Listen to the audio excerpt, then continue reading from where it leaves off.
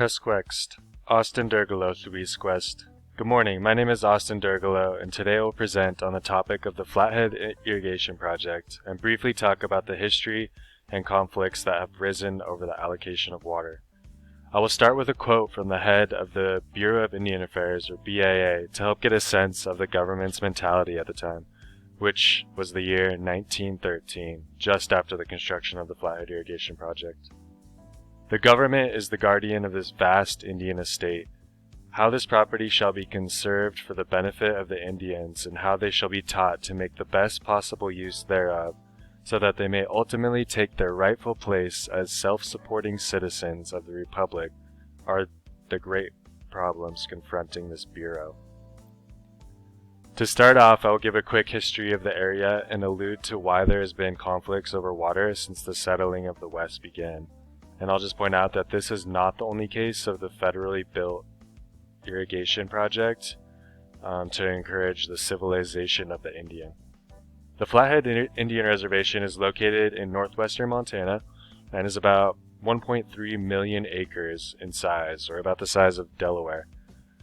The reservation was established by the Hellgate Treaty in 1855, in which reserved land rights and water rights were established to reflect the livelihood of the tribes at the time, which included things like fishing practices and beneficial use that were common before the treaty. About 30 years later, in 1887, allotment or splitting of the land and sale of excess reservation land began and occurred intensely until about 1920.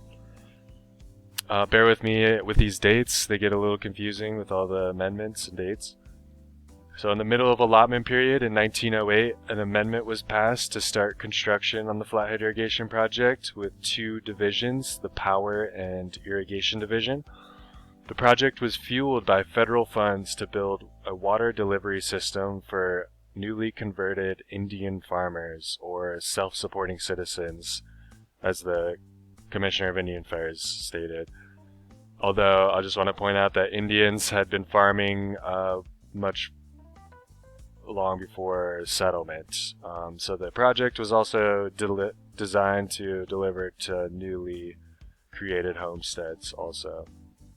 The project initially was incorrectly to be paid off by the sale of that excess reservation land that wasn't allotted to individual tribal members, so the tribe lost a lot of land and water quantity. Another stipulation of the project was also in place for fees to be paid by the new homesteaders. And by 1928, no payment towards the debt of construction was on record. And so, as a result, 3 federally mandated irrigation districts were formed. And they were supposed to set up a payment towards the debt of construction of the project and help consolidate irrigation management. By 1948, still no payment was on record from the irrigation districts, and they formulated an idea to use the revenue from the now profitable Power Division, which technically was held in trust by the federal government for the tribes, so that was a crazy idea. They were going to use the revenue from the power to pay towards the debt of the construction. Fast forward to 1982, the 3 irrigation districts decided to combine forces and under Montana state law to pool resources and streamline management for irrigators to form the FJBC.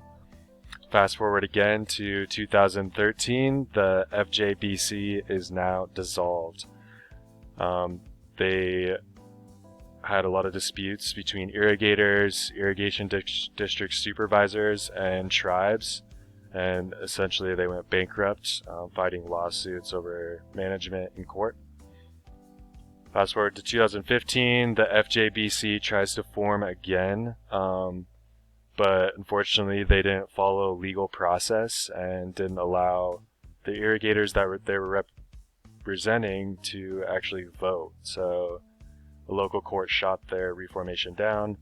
Also in 2015, the CSKT, or the tribe, pushed through a water compact that extensively settles water rights claims around the state and gives tribes right to establish their own water quality standards.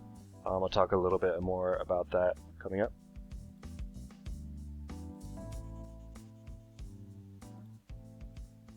So just to backtrack a little bit, when the project actually was finished in 1963, the project was capable of irrigating about 1/3 of what it was diverting out of the Mission Mountains, which is part of a bigger part of the Rocky Mountain Range. And the majority of the project serves non-native people, about 85-90% non-native, 10 to 15% native. And initially in 1963, the mentality of the federal government and the irrigators was to essentially divert all the water available for irrigation and not leave any water in the streams. So that meant dewatering a lot of streams in a lot of cases. Luckily, this didn't last long as the tribes took the overuse methods to court and won minimum in-stream flow requirements for fisheries and aquatic life and other beneficial uses. So as you can see, this is a pretty highly complex system, one of the largest in Montana, with over 1,300 miles of canal, which are these red lines, and then the lateral lines go off of like the purple, yellow, green. They just keep lateraling off the main line. And they have over 10,000 diversions. This is an overview of the entire project. So it takes a lot of ditch riders to manage all the head gates and make sure everybody is meeting their flow requirements and getting their water. Here's another overview of the reservation. You can see really well the effects of the irrigation project in all these little green squares. The Flathead Reservation on average gets 14 inches per year of precipitation, so it's pretty arid, as you can see in this area. And the Mission Mountains are here. That's the supplier for the irrigation project. As you can see, it's a heavily snow-dominated watershed. And just kind of a side note there, along the base of these missions to the peak is considered tribal wilderness. And there's also a grizzly bear corridor that runs along the basin of these mountains.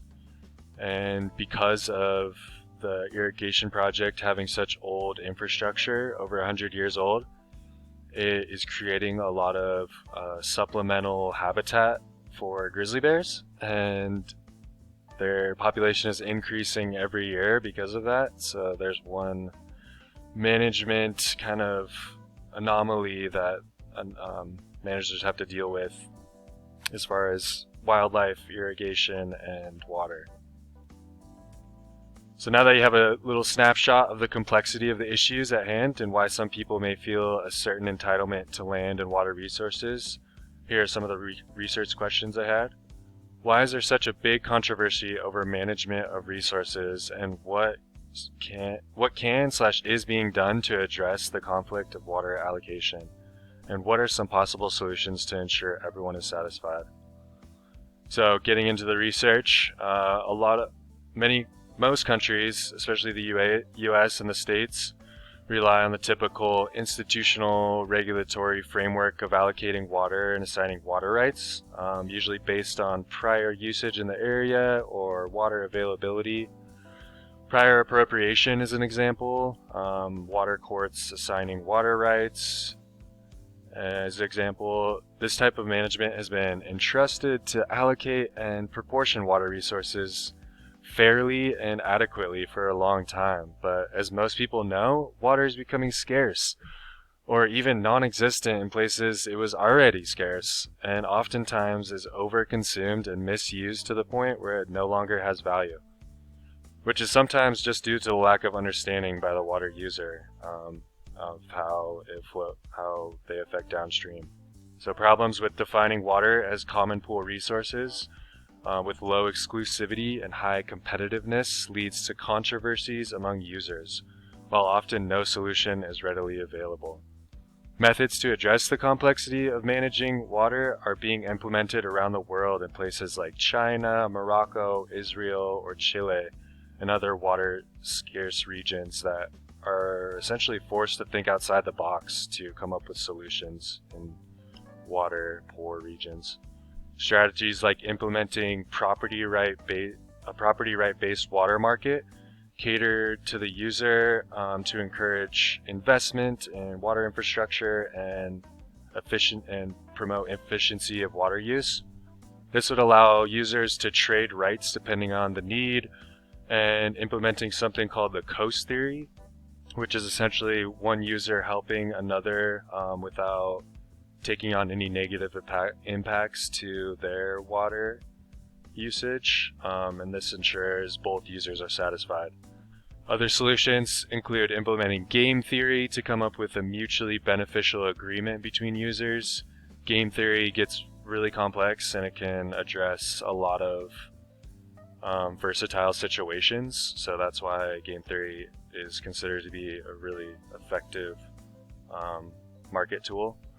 These problems and solutions are not new. These are maybe new to the American West, but these are not new worldwide. The majority of setbacks seem to occur when users are just misinformed about water rights and when overarching decisions are usually made without consideration of all the externalities. So to wrap up, I'll highlight some recent news articles from last week actually that show the continuing controversy of the CSKT Tribe's water compact. The debate continues over whether or not non-tribal irrigators will have access to water or not, or whether the tribes have as vast of a claim they're proposing. So this presentation just scratched the surface on the complexities of transboundary water issues and irrigation management, and hopefully you're enlightened enough to want to learn more. So hopefully we can continue to develop and work together to protect and preserve our water, and have a little bit more of this and less of this, given that Corona goes away, of course. Lamb lunch. Thank you.